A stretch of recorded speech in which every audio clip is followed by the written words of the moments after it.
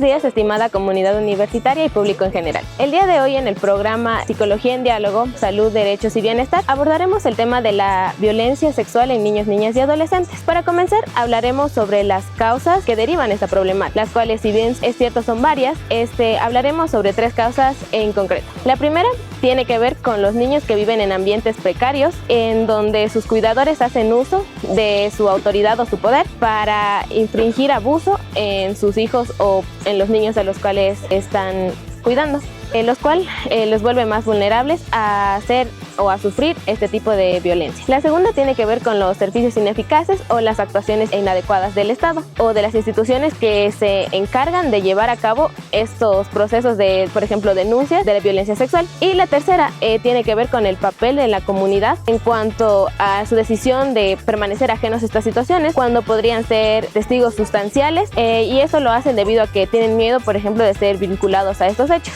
Esta problemática son los niños, niñas y adolescentes los cuales se ven principalmente afectados. Es por eso que es importante que podamos brindarles un adecuado tratamiento y seguimiento para evitar que a largo plazo en la vida adulta se deriven consecuencias psicológicas graves. Ahora, cuando hay hechos de violencia, es inevitable que se vulneren o se violen algunos derechos humanos. Entre los principales tenemos el derecho al desarrollo integral, el derecho a la salud de niños, niñas y adolescentes, el derecho a una vida digna y el derecho a ser escuchados. Ahora, para comprender esta problemática con mayor profundidad, tenemos varios conceptos que nos ayudan a entenderla. El primer concepto tiene que ver con el interés superior del niño, el cual nos dice cómo se debe tomar en cuenta el bienestar integral del niño para poder tomar decisiones en cuanto a su vida. La segunda tiene que ver con el cuidado institucional, el cual nos dice las acciones que debería tomar el Estado para poder brindar servicios y actuaciones que sean rápidas y eficaces. Y por último, pero no menos importante, tenemos el enfoque de derechos y el enfoque de género. La primera nos sirve para tomar en cuenta que los niños son sujetos titulares de derechos y se les debe tratar como tal. Y el segundo nos sirve para deconstruir, por ejemplo, ciertos mitos, como por ejemplo que los niños no sufren estos casos de violencia, o por ejemplo que las niñas son las que provocan este tipo de abusos, los cuales son mitos que surgen debido a problemáticas sociales dañinas. Para respaldar estas ideas, hicimos un análisis de la observación general del derecho del niño a no ser objeto de ningún tipo de violencia, para lo cual mi compañera les explicará a continuación más detalladamente. Para realizar el análisis, nosotros nos basamos en el instrumento internacional que mencionó mi compañera, el cual incluye varios artículos claves del cual realizamos un decálogo. En el decálogo nosotras encontramos artículos que abordan el tema de la violencia contra niños, niñas y adolescentes. Por ejemplo, el artículo 3, que nos menciona que la mayoría de los actos suceden en el hogar y nos recomienda tomar medidas de prevención. El artículo 32, el cual nos quiere alertar sobre que las autoridades también pueden causar daño si es que no ejercen o cumplen su papel correctamente con sus funciones. El artículo 49 propone mecanismos seguros y accesibles para denunciar. Por otro lado, el artículo 20 prohíbe toda forma de violencia y el 41 exige sanciones efectivas.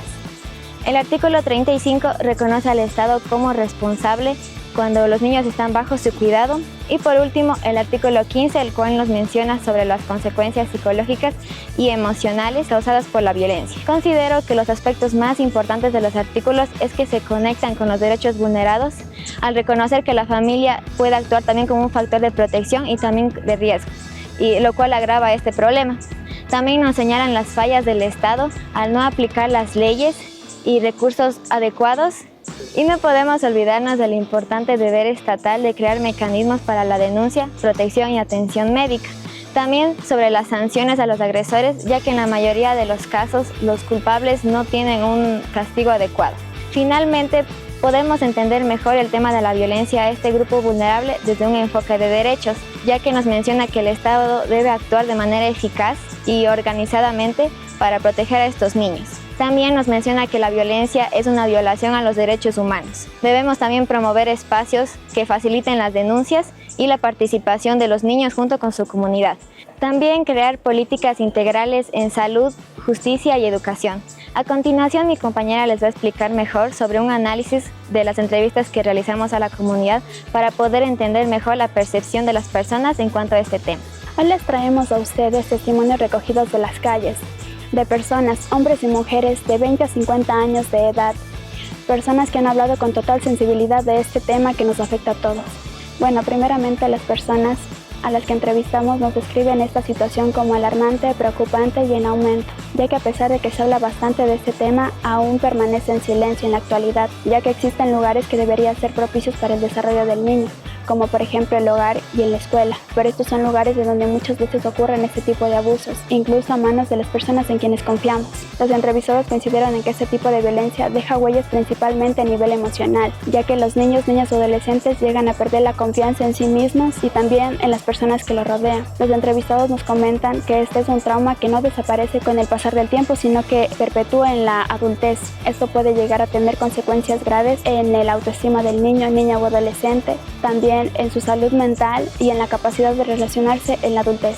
Sin embargo, las medidas que proponen los entrevistados radican principalmente en la educación sexual que deberían tener los niños, niñas y adolescentes, donde ellos puedan establecer límites claros y hablar cuando ellos lo deseen. Nos mencionan también la importancia que es escuchar a los niños, de creerles y de no minimizar lo que ellos nos digan, y también de la urgencia de mejorar las leyes y del accionar de las instituciones, ya que varias personas mencionaron casos en donde se denuncian pero no existe un adecuado seguimiento, lo cual puede llegar a afectar a la salud mental del niño y a dejarlos incluso desprotegidos y más vulnerables. Lo que nos proponen estas personas entrevistadas son protocolos más rápidos y eficaces en donde la salud mental radique principalmente en los niños, niñas y adolescentes. Y ahora, después de haber escuchado estos testimonios y voces, les invitamos a reflexionar junto con nosotros. A continuación, mi compañera les dará una reflexión final acerca de esto. Hoy hemos desentrañado una problemática que nos duele, pero también debemos reconocer la violencia sexual contra niños, niñas y adolescentes, teniendo en cuenta que ese no es un fenómeno aislado, sino el resultado de múltiples estructuras de poder que de cierta forma se han llegado a normalizar. Tras el análisis, hemos identificado 3 ejes fundamentales. El primer eje responde a las causas estructurales de este hecho, entre ellos la cultura del silencio, el adultocentrismo y el machismo. Estas no son más que muestras de la concentración del poder en una sola edad, un solo género o una sola clase. Escalofriantes datos muestran que en Ecuador tan solo el 4.15% de los datos denunciados llegan a una sentencia. Esto respalda la idea de las fallas estatales ya mencionadas. El segundo eje es la vulneración a los derechos fundamentales del niño. Cuando no le queremos a un niño, no solo estamos vulnerando su derecho a ser escuchado, según el artículo 12, sino que también estamos reforzando la idea de que la voz del adulto tiene mucho más poder, mucho más valor que la voz del niño. Ahora, cuando ya se suscita este hecho de la violación y el niño no es acompañado correctamente en el ámbito psicológico, estamos vulnerando directamente su derecho a la salud, según el artículo 24. Y por último, hay un tercer eje mucho más esperanzador, que son las alternativas que proponemos nosotros desde el campo de la psicología. Lo principal que proponemos es que las intervenciones no se centren solo en el ámbito individual, sino también intervenciones colectivas en las comunidades, en donde se sensibilice y también se prevenga este hecho. Exigimos también la deconstrucción de prácticas revictimizantes en los juzgados y como comunidad pedimos alarmarnos menos por estos hechos y actuar más. Y por último, si tenemos niños cerca, hagámosles sentir que su voz es escuchada, que tiene valor, y recordemos que la violencia solo termina cuando dejamos de tolerarla. Actuemos.